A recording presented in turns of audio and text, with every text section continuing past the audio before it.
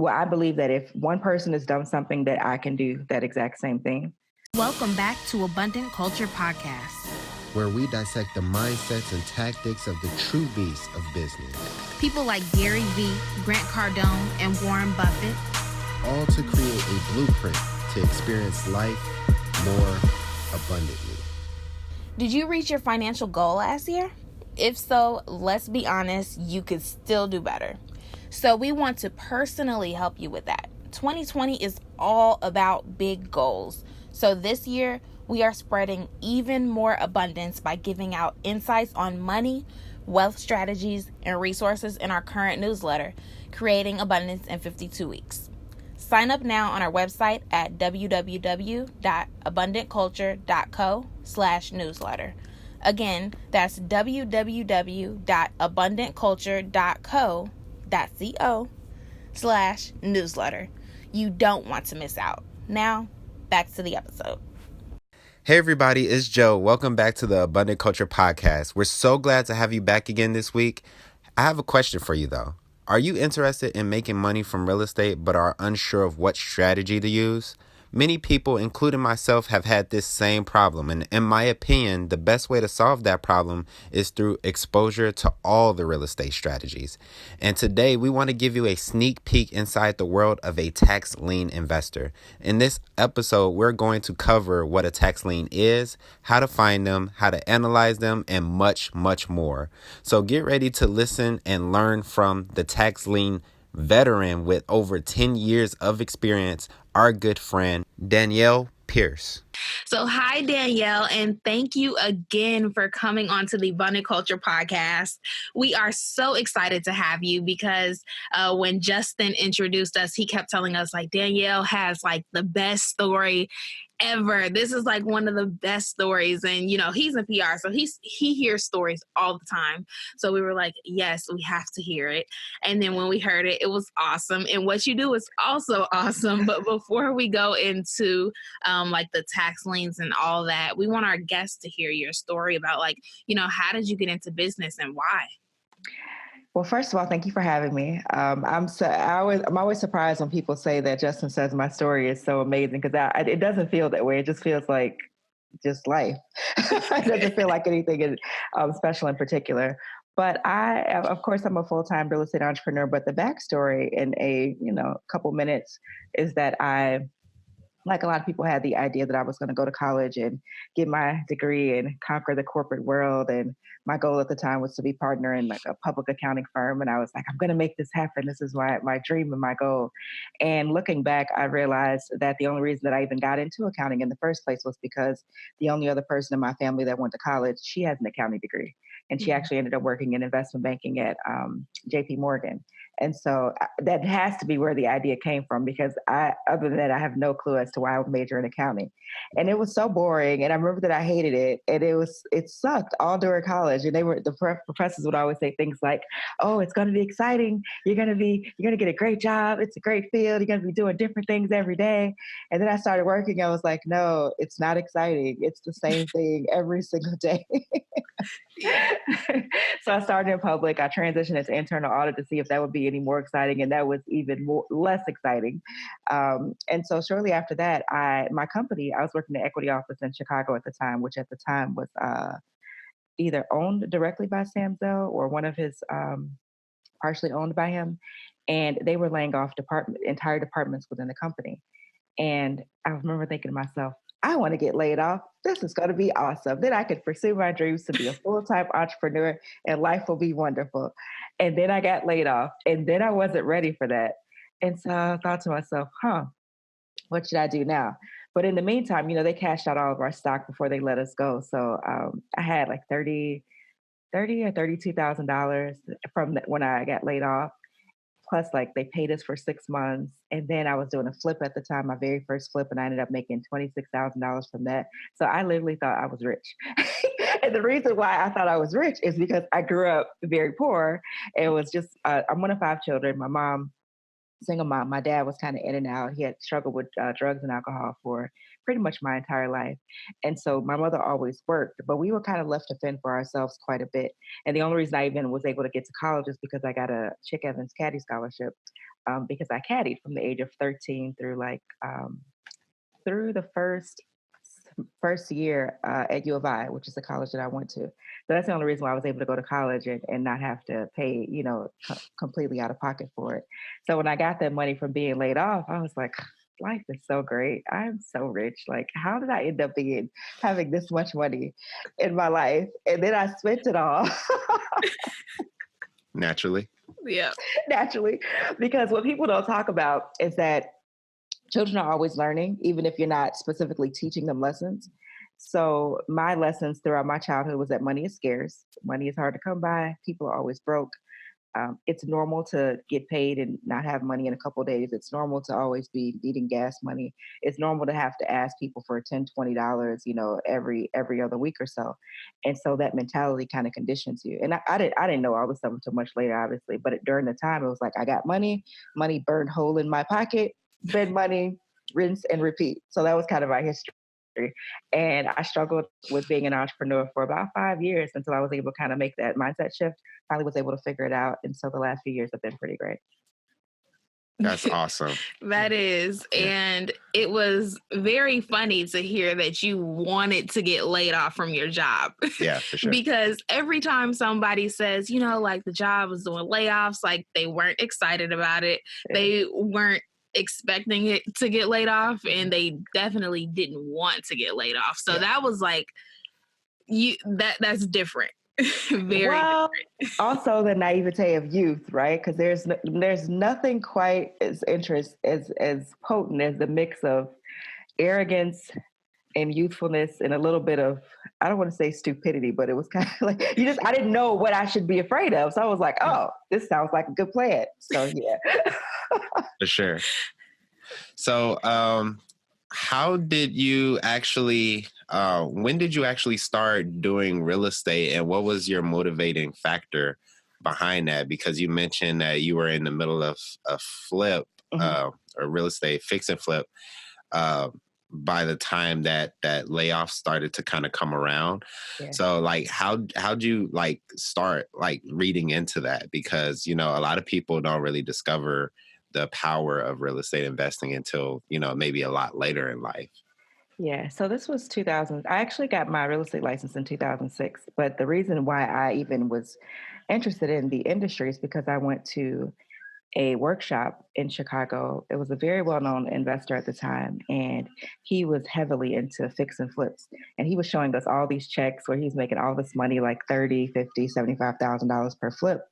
And like a lot of people, I was like, oh, I want to do that. That's going to be my life. I want to make a lot of money and do no work and use other people. I think the phrase at the time was OPM. I think that's still popular now. People like, oh, I use OPM. I don't use any of my own money or credit. I was like, well, this sounds great because I don't have any money. And I think my credit was pretty good at the time, but still. And so that was how my initial segue into it. So I got my license. And again, like a lot of people, I thought that getting my license would help me learn about flipping, which of course it does not. It just helps you represent buyers and sellers. And he actually agreed to be one of my very first mentors, which was a great experience. I didn't listen to a lot of what he said because I wasn't ready. However, the experience was still very valuable. Yeah. And I actually ended up working with him under him, I should say, as a broker once I got my license. So that was my initial entry into real estate in terms of thinking that it was easy money, quick money, no effort. It's going to just be rich just from hanging around, doing, talking to people all day. And I quickly realized that wasn't the case. However, I am still super grateful that I got that initial entry into the industry. Absolutely. So do you think if you knew, if you knew that it wasn't going to be as easy as it was, do you think you still would have made that leap into real estate? I do, only because I really was struggling in corporate America. I knew within the first 90 days that this was not this can't be life. This could not be the reason why I went to college and, studied and got these good grades was to go and work at this company. And the reason I say that is not so much the work, even though that was dreadfully boring too. It was more so just the culture. So many people that worked there hated it there, but they stayed year after year after year. And then some of the partners and managers would brag about oh, I haven't had a vacation in 7 years, or, I never used my PTO. I just let it roll over and roll over. But they would complain, like, I mean, all day, every day, especially during tax season, about how much they didn't like the job. And it just made me wonder, do I really want to be 50, 45, 50, 55 years old, still working here and hating it? Or do I want to, try the unknown? Also, I think my risk tolerance is probably a little bit higher than a lot of people's as well. But yeah, I still would have switched. Yeah, for sure. Awesome. So it seems like you have always been really a risk taker, and also very outgoing and willing to go after the things that you really, really want, which I feel like are very common characteristics for entrepreneurs, but not necessarily people who aren't entrepreneurs. So, like, where do you think some of those characteristics in your life actually really come from? Because I'm always curious, like, some people, it's cultivated in them by like a mentor or something like that, or maybe their parents was an entrepreneur. Um, and some people just seem to have that innate, like, you know, like this person has to be in business just because of the way that they are. Where do you think your temperament really came from in regards to entrepreneurship? That is such a great question. I don't know if anyone has ever asked me that. So I know that, I don't know if it's Gary Vee who talks about, I think he says that there's no such thing as a born entrepreneur, that they're made or something like that. Or maybe it's Grant Cardone. Maybe I have them mixed up. But I don't necessarily know that it was innate. I do think that it was a result of my environment. So growing up, we really didn't have a lot of money, and I don't say not have a lot of money in a way like, oh, we couldn't get two new pairs of shoes instead of, one per year. It was more so like, sometimes the utilities were turned off. My father, in addition to being into drugs and alcohol, was also abusive the times that he did come around. And so I think I remember in college, freshman year, I was calling home. This was kind of like between refund checks. It was just a really rough time. And I remember I needed $20. I really wanted to, and it wasn't even for anything major. I remember needing $20, and I called about 10 different adults, and no one had $20. And I remember just being so, I think I was furious at the time. Like, how is this possible that so many people don't have $20? And these are like 20 somethings, 30 somethings, 40 somethings. Yeah. And I think that probably was a pivotal moment, even though I had no idea that it was at the time, but I'm pretty sure that was part of it. And then just, I knew I knew what lifestyle I left. So I knew I could always go back to that life of misery and poverty and just lack. So I felt like anything would be better than that. And then I think the other piece of the trifecta was that I feel like, well, I believe that if one person has done something, that I can do that exact same thing. Yeah. I feel like that shows that it can be done. And I don't necessarily need like a lot of people want mentors and accountability coaches. I don't really believe in all the accountability stuff. Either you want it or you don't. I feel like if you want something, no one should have to convince you to go after it and get it. So Yeah. Preach. Preach. I love that. Yes. Because like with our own like coaching program, it's like we're learning that we don't want to have to hold people's hand and baby them like every little step of the way. Like you either want to be wealthy or you don't. Yeah. And the people who really do want it, like if you know something that they don't know, and they know that they need help, they will literally call you like every single day. And it's crazy because like one of my friends, I got into real estate before him, but he actually surpassed me in regards to like how much real estate he's done, which I'm very, very proud of. In the beginning, he called me like every single day and will stay on the phone with me for like 2 to 3 hours sometimes. And like, it's just amazing that like, just like you said, if you want it, you go after that and you don't really let anything stand in your way. So I'm glad you said that. I hope a lot of our viewers and listeners are listening to that because, the universe will get out of your way when you make a decision to go after something. And that's just what I've realized. So thank you for that. Absolutely. And the only other thing I'll add to that too is as an entrepreneur, working with people um, who are internally motivated is such a phenomenal experience compared to working with those who feel like it's your job to motivate them. So Yeah. it's so much easier and better for both sides just to have those Yeah. people who are like, wow, this is great. I want to do this. Show me what to do. And then they actually go do it versus, you know, I'm scared, or I don't know what to do, or I feel stuck, or they just overanalyze everything. Not to say that one is better or worse than the other, but I just feel like certain times maybe you don't need an entrepreneurial program, maybe you need a mindset program or some different type of coaching, Yeah. because you don't want to mix the two. Like I want people who are ready. If you're ready, I can take you the rest of the way. Yeah, for sure. I love it. Yeah. So kind of going back a little bit into the real estate thing, you mentioned that what you mainly do, I believe, was tax liens. Yes.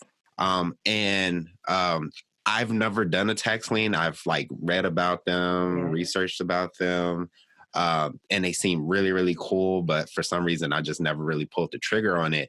So for a lot of our like listeners who may not know, and even myself, could you actually explain what a tax lien is in regards to real estate? Sure. So before we do that, so I actually do my main business is working with foreclosed properties, so doing the repair and maintenance. So you can get contracts to do work pretty much anywhere in the country to do that type of work. But then second, tax lien investing is the secondary piece. But in order to get started with tax lien investing, I'm referring to acquiring properties at the tax lien auction, and they'll pretty much. I'm hesitant to say every city has an auction. Every city has a mechanism to recoup lost property tax dollars. They may or may not have an auction, but the overwhelming majority of cities do, in fact, have them. And so these auctions take place in a variety of ways. If you're in a place like I am in Fort Worth, Texas, the auctions are done the first Tuesday of every month. They're held outside. I remember the first one I went to here, it was about 104 degrees and it was miserable. It was the worst experience ever. Wow. Like, what is going on? And there's so much activity and so many people, so many moving parts. So that's for, many of the major counties in Texas, they have it the first Tuesday of every month. Georgia operates a similar fashion where you're outside. Other places, I don't want to use the word more civilized, but just a little different, and that you're indoors inside of an auditorium like setting or inside of a room. And it's literally like an auction that you see on TV. So they'll call a number, which correlates to a specific property tax ID number, and then people start bidding on the property. Some places have it to where there's a fixed starting bid. Some places have it to where the starting bid is the full amount of back taxes owed. Some places have it to where the people in the audience just start bidding and it goes from there. But it is a great way to acquire properties for pennies on the dollar. Now, when you're going to an auction, though, depending upon what state you're in, there may be what's called a redemption period. The redemption period is a time frame where the owner comes back and says, hey, I have all the money that I owe in back taxes plus penalties plus interest, and I'm going to kind of cancel your lien on my property. So buying the tax lien or winning the tax lien certificate doesn't make you the owner immediately. There's a process to go through. That process could be anywhere from as short as, let's say, 4 months for Indiana, or over 3 years in a place like Alabama, and also probably Illinois. Illinois is about 2.5, 3 years as well. So that's kind of the process in a nutshell. Oh, you can also buy properties online too for some locations. I should add that. That's really awesome. And you're really clear and concise in explaining that. Mm-hmm. Another thing that really just kind of came to mind when you were explaining all of those different things is I remember when I was first getting into investing in general, I always see people, kind of bid on things like at auction and, talk about how great of a deal it was. But how do you combat the fact that I think a lot of times you can't necessarily, you could probably like bring up pictures and stuff of the property, but you can't necessarily like see into the property, like, before you actually purchase it.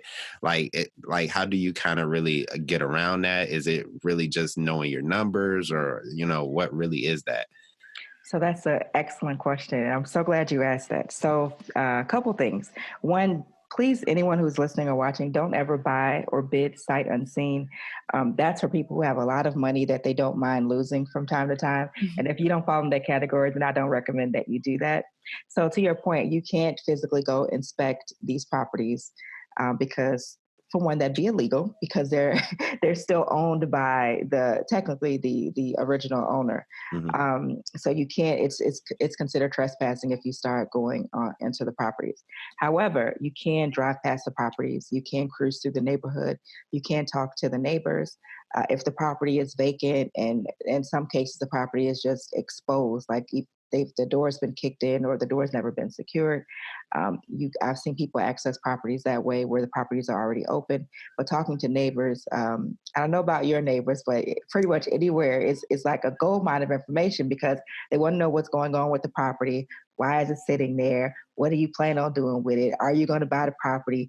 So and so moved out of there 5 years ago. And, they'll tell you the whole story if you're listening. So that's why it is important to get down into the field or do field work, as I call it, just to kind of get to know the neighborhoods a little bit better. You have to study market values too. And that's why it's important to not pick, you can't chase deals because I post a deal or a success story for Indiana or Tennessee.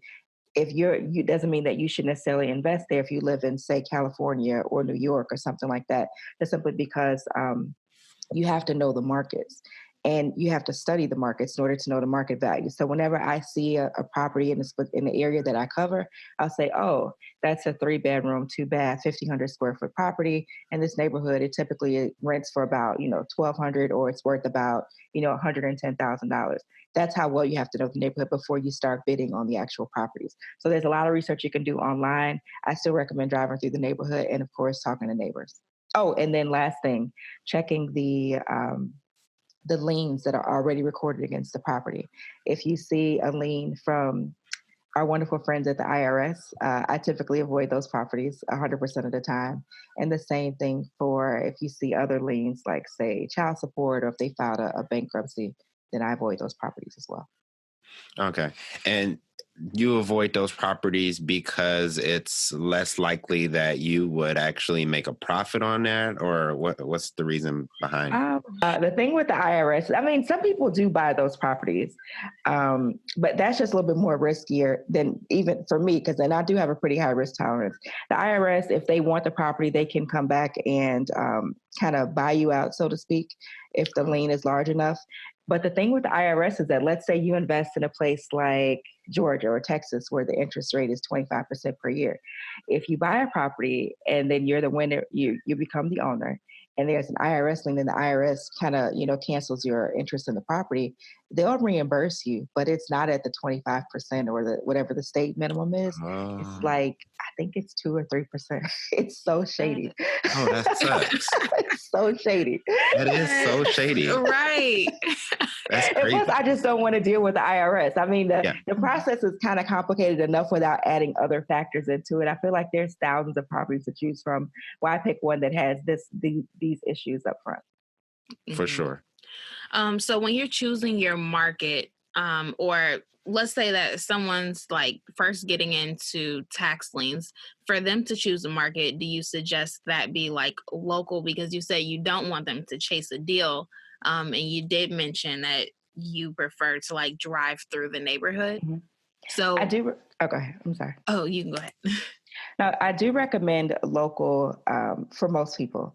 Now, if you live in California, where they do have, California actually has online auctions for certain counties, but the pricing, while you can still get a deal, and for California numbers, it's still incredibly expensive to buy there and requires that you have, a lot of money in order to buy.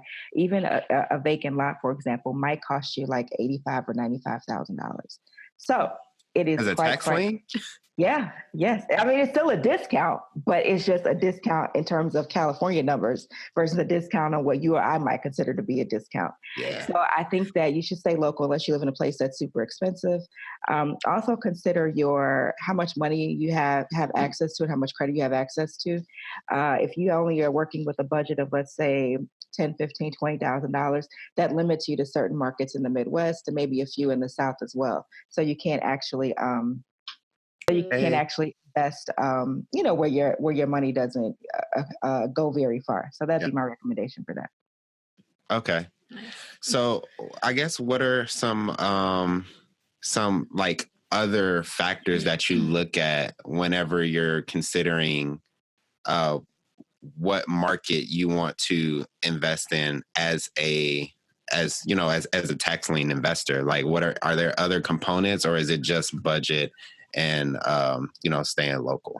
It's budget and also your exit strategy as well. So if you plan on being a landlord, you want to buy the property and fix it up and rent it out. You want obviously a market that is a strong rental market, which more and more markets are actually becoming even stronger in terms of rentals because Yeah. people are literally being priced out of entire cities and states. I was just reading an article the other day about Houston. And the article was saying that Houston is actually dollar for dollar just as expensive or more expensive than New York City. And I was like, well, let me read this article and see how this happened. But they were saying the median salary in New York is, I think, 69, and in Houston, it's only 61. But the transportation costs in Houston are very expensive, which makes sense. It's very spread out.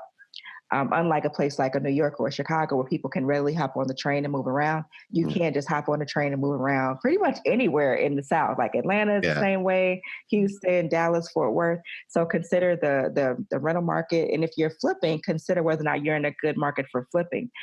Some areas are very great for just having rentals and building your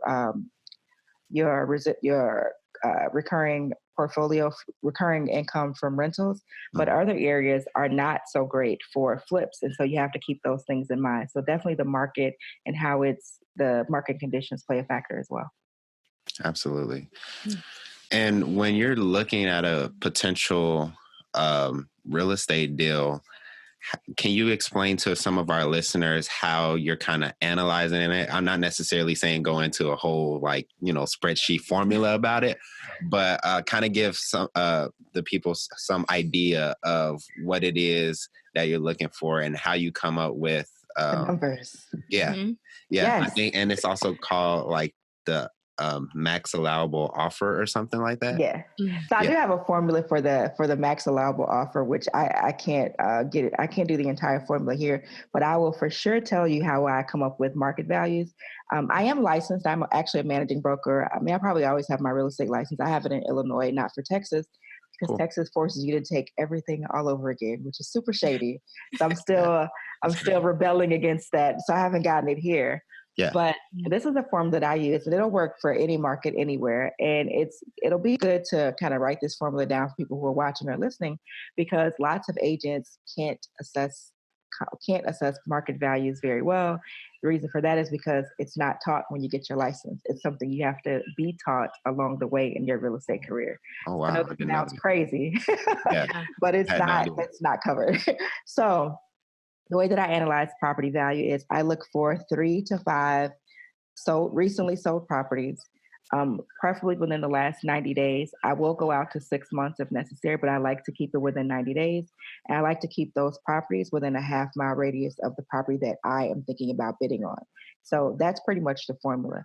And it works because it forces you to constrict the things that you can't control to a very, very tight radius. If you can't find 3 to 5 recently sold properties, you're probably not in a great market for flipping. So that information, that lack of data tells you that. And then also, it forces you to kind of get down to a neighborhood level. I'll take Chicago, for example. Great city, but there are certain clusters, even if we talk about, let's say, University of Chicago area versus Inglewood, which is literally minutes apart. you could be within a mile radius, right? You could be Yeah. within a 90-day time frame, and you could be in two totally different markets just because you're further than that half-mile radius, which I prefer. Yeah. Things change very, very rapidly. So you want to keep your radius as tight as possible. And that's how I come up with the market values. And to get the sold comp data, the only thing I recommend using Zillow and Trulia and Redfin for is sold comp data. Outside of that, I don't advise people to go and get market values from those websites because they tend to be very, very inaccurate. Mm, Okay.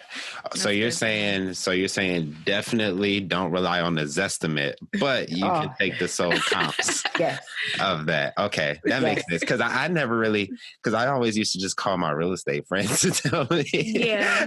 like, give me sold comps. But I never thought to like use the sold comps from other websites. I didn't Uh, even know I could yeah, really do that, which is yeah. amazing. You know, Yeah. it's crazy. Um, and what's also another thing I was curious about is the difference between tax liens Mhm, and tax deeds. mhm. And I kind of want to know um, it like how should an investor know when they should just hold the lien? And I believe for a property that they feel like will be redeemed and collect the interest on that, and when should an investor probably go after the actual tax deed, the property? Because that's something I was always curious about. Some people say, oh, I just hold the, collect my interest and go on my merry way. And then some people are always trying to get to the property. Do you do a little bit of both, or are you strictly with the deed? So I know I asked a couple questions there, but There was about four sorry about questions there, but I'm gonna answer the one about how should an investor know what to do. That's a decision that you would make up front if you're an investor for interest or if you're investing for the actual property, because the method in which the properties that you select will be very different. If you're investing to get just the interest alone, then typically you'll look for properties that are in pretty good areas where the properties are still occupied, they're well maintained, the neighbors, the block looks very good, and the people owe a good chunk of taxes, but not a ridiculous amount, because typically those people will come up with, let's say it's $5,000. Well, if your redemption time frame is, let's say, 6 months or even a year, even 2 years, we'll say within 6 months to 2 years, you'll come up with $5,000 to keep a property that you want, that your family already lives in because you guys live there. And it's far cheaper to do that than go out and get a new property. yeah, If you are investing for the actual property, then you may be picking different neighborhoods. You're looking for kind of the diamond in the rough, so to speak. You're looking for areas that are quote unquote up and coming. You're looking for areas where people owe a lot of money in back taxes, and I would say even shorter redemption periods too. If we're talking about a place like Lake County, Indiana, with a 4 month redemption period, if I see, and I have seen people who are delinquent $21,000 in property taxes, and the redemption time frame is 4 months, I know the odds are really, really, really high that they're probably not going to be able to redeem that property. So right. Mm-hmm. I think it's important that you just identify what type of investor you are up front, and then you kind of execute your plan based on that. It's not something you decide after you start bidding. Does that make sense? For sure. Yeah. In terms And of, go ahead. go ahead. No, in terms of lien versus deed. So a tax lien is basically just an interest in a property, a very strong interest, which is actually is superior to most, just about everything except for the IRS, to be honest. But it doesn't make you the owner immediately if you're buying a tax deed. So deeds are actually split between redeemable and non-redeemable deeds, which I'll explain. So redeemable deeds will be a place like Texas, again, for example. Texas sells deeds. So you are buying the deed when you're bidding at the auctions here. So you're actually buying the deed to the property, but there's still a redemption. So that's why Texas is considered a redeemable deed state. Um, But in some cases, you are able to go, and if the property is vacant, you can secure the property, you can make improvements to the property, you can rent the property out, and all these things go in the kind of make it more difficult for the owner to ever redeem the property at this point, because they have to reimburse you for all these things that you've done during the time frame that you're waiting out the redemption. Now you can't do that everywhere, because some places, again, if you don't have the deed, there's nothing you should do to the property because you're not the owner. But Texas, again, is just a little bit different in yeah. how they operate. So it's redeemable deed. And then non-redeemable deed would be a place like certain counties in California where You go online, you bid at the auction, you win, you pay, and it's final at that point. So there's no redemption, there's no nothing. So between those three, I think each investor has to assess kind of their personal risk tolerance and preferences. So for me, I'm okay with waiting up to, a year. I think it's fine. I feel like a year just flies by just like that. Other people don't like that whole waiting and redemption. Like, I just want to bid on tax deed properties and make sure I'm the owner because I don't like the back and forth. And so they'll opt to do that route. Okay. And out of those three, again, which ones do you mainly do? Do you do all three or? I'm mainly a tax and lien investor, and also, primarily do tax lien certificates. Okay, awesome. And I don't know if this is true or not, but is it true that tax liens are actually, even though it could take a lot longer, aren't they the more cost-effective route? Are they like the cheaper route, or are they all price-wise, budget-wise, are they pretty much all the same? I don't think I wouldn't necessarily say the tax liens are always cheaper. It depends on where we're talking about.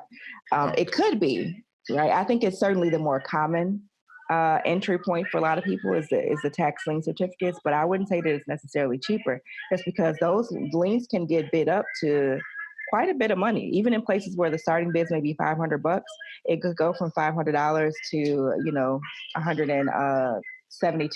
No, I think the highest I've seen at that particular auction was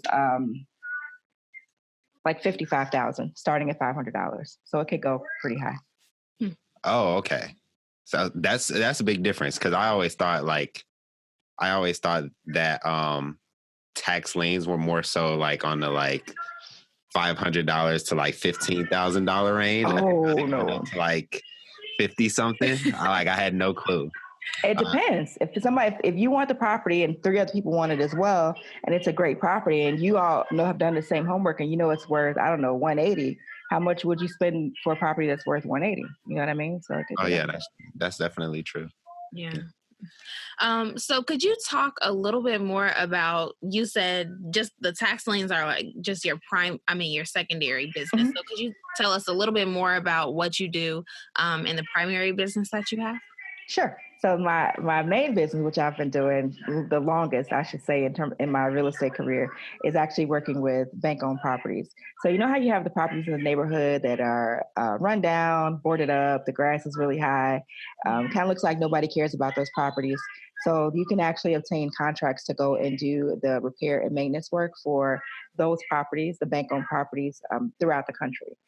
So that's my main business. And I got into that kind of by accident because I initially wanted to be the listing agent for those properties. And then I wasn't able to figure out how to segue into that arena. So I landed in, okay, well, who's doing the repair and maintenance side? So we'll do that. And it actually worked out really, really well because it allows you to make a pretty good amount of money, but there's less client interaction versus being a traditional real estate agent. Oh, really? I didn't even know that was a thing, honestly. Yeah. Yeah. So you go directly to the banks? So that's a great question. The actual way the process actually works this way. You obtain your contract through what's called a servicing company.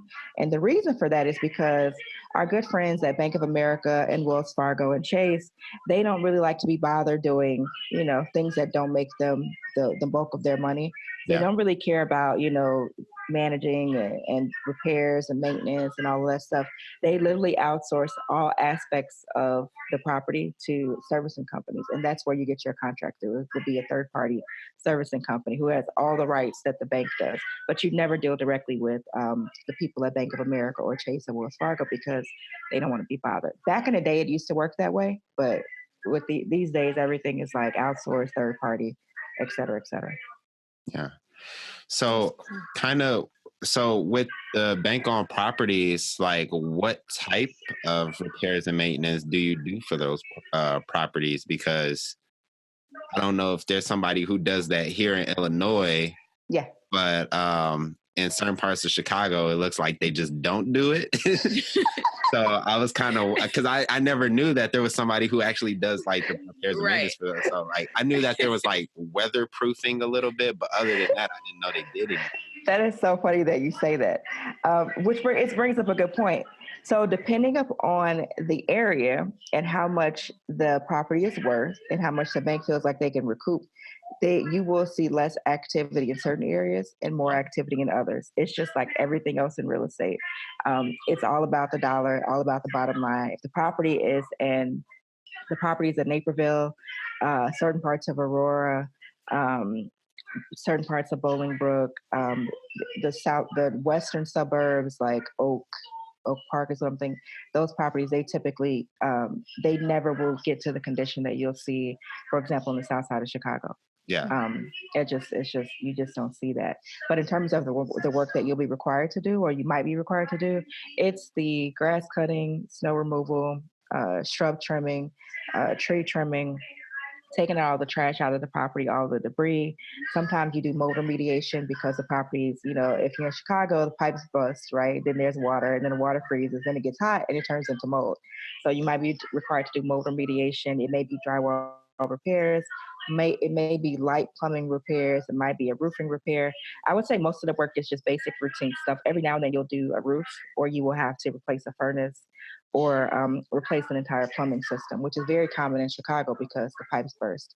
And if you think about it, just whatever people can do to a property, and I've seen so much over the years. Somebody was asking about this the other day. I've had people that left water on and they left the water running everywhere throughout the property. And then they left, and it was the dead of winter and everything froze. Wow. I didn't realize that hoarding was as common as it is, because I've seen so many properties full of people who just never taking the garbage out over like a 15-year time frame. Never. Like anything that goes into the house stays in the house for 15 years. So I've seen that. And it's so much more common than you might think. So yeah. It's like I seen it once, and I was just like, I have to find a way out of here. Like, I don't even care if it's a good deal anymore. I just gotta get out. Yeah, very common though. Yeah, that's crazy. Yeah. So what's the number one takeaway that you want someone to walk away from this episode with? Couple things. You could do so many other things within real estate outside of just being a traditional real estate agent. I want you to know that getting your license doesn't necessarily teach you very much about real estate. And I think you should select the path that best aligns with both your budget and your personality type. Stop chasing what everybody's doing on YouTube and Facebook, and just figure out, okay, what do I like as a person? Who am I? What can I afford to do? And kind of pick the path that best aligns with that. The last thing will be my number one takeaway. That's awesome. I love that. And I really like that, because, when I first got into real estate, I was, I kind of had that shiny object syndrome. And to an extent, I always kind of do. I'm just like that naturally. But I remember, like, I was always trying to do what I seen everybody else succeeding at. And now that I'm a little bit older in that career path, now I have a little bit more focus, and I could look at what my own strengths are, and I can see if there's a particular strategy that actually lines up with what I'm good at.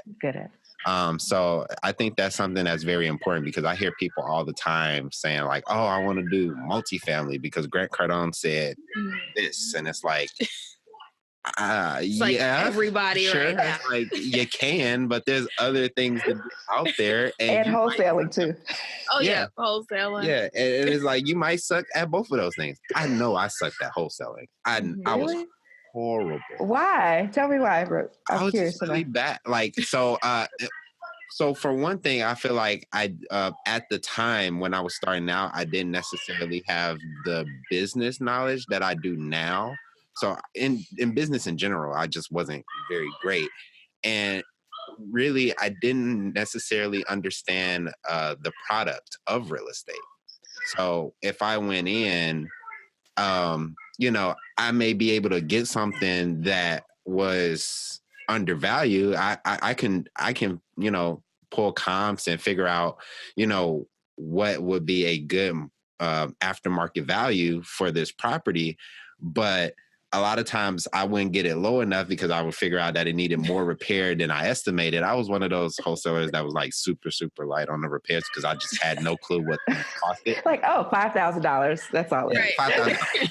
Yeah, it'll be fine. Put 10 in it. We'll be missed straight. like a whole $30,000 that should have been in there. And it's like, Yeah. no. Yeah. So when it came to Oh my God. just the aspect of knowing the product and knowing what's a good price and what's not the best price, it was just something that I wasn't very great at. And I'm still not. However, I have a team around me, people that are able to kind of help me on that aspect where I do fall short. And now I feel like if I tried to do wholesaling now, I might be better at it. I just haven't necessarily tried Right. do it in a while yet. But do you also do wholesaling too? I don't. Only because I do know some people who do pretty well with wholesaling, but I am a specialist. I like to focus, and I feel like the key to mega success is just consistency in whatever your one thing is that you decide to do, maybe two. But I don't want to do wholesaling because I know that I need to learn that business, which will take time away from what I'm doing already, and I just don't have the time to put into it right now. I also want to learn day trading and options and all these other things I want to learn. They're on my list. I'm gonna get to it, but just not right now. Yeah, all that stuff is like extremely interesting. I studied day trading for like a little while. I didn't really get too deep into it, but if you ever want to know about some trainings that I found, I'll definitely let you know about that because I found some pretty cool trainings on it. Just got to try it out. So since we're on the subject, what's next for you? You say you're just going to continue to do what you're doing? Like where do you see yourself at the end of 2020? So I want 1,000 people who I have worked with or even inspired from a YouTube video to buy or invest in tax lien certificates or tax deed properties. I want that. And then also I plan to be, I want to say owner, but probably more realistically co-owner of a 100-unit apartment building. That's just the number I have in my head. I think 100 people that are lined up to pay rent every first of the month will just be a phenomenal experience that I want to, have for the rest of my life. And I also I will be debt free in about the next 6 months. I'm super excited about that. Awesome. And that's about it. Amazing. That's Awesome. great. So you're on the Abundant Culture podcast, and we try to ask this question to everybody who comes on because we always give very, very spectacular answers.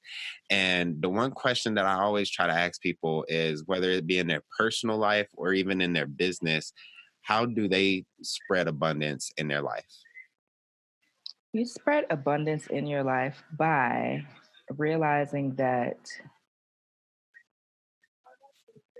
lack is more so a state of mind versus a physical thing. I think everyone has unique skill sets. And in real estate, we all know different parts of the industry. And I see no harm or foul with sharing information with other real estate professionals or those even aspiring to get into real estate, because I think that spreading awareness and sharing information that could spark the very next person, which sparks the very next person. I'm all about collective efforts and collective work. I think that's how we could shift things in terms of a financial trajectory. And 10, 20 years if we just worked together as opposed to everyone operating in their little one woman or little small silos of people kind of hustling and grinding. And we could do so much more together. Absolutely. I definitely totally agree. So for somebody who, they want to learn more about tax liens, tax deeds, and real estate in general, or somebody who just may want to interview you for another podcast, whatever the case may be, you're a very awesome person. How would somebody actually get into contact with you? So the very best way would just be to go to my website, DaniellePierce.com. You could subscribe there. There's a phone number there as well. And also follow my YouTube channel, which is Danielle Pierce. Awesome. Excellent. So thank you again so much for coming onto the podcast. This episode was great. Not only from like a practical standpoint, but also from like that motivational mindset standpoint too. From when we were talking earlier, like about your story. So this was awesome, and I can't wait for people to hear this episode. Absolutely. Thank you, Jasmine. Thank you, Joseph. I appreciate you guys. It was a pleasure. So that's all we have for today, folks. I hope you got as much value out of this as we did. Keep in mind, the only way we can improve is through constructive feedback. So remember to rate and review this episode. Also, you are not the only person that needs to know this super valuable information. So be sure to subscribe and share as well. Stay tuned for the next episode. And remember to always spread abundance. Peace.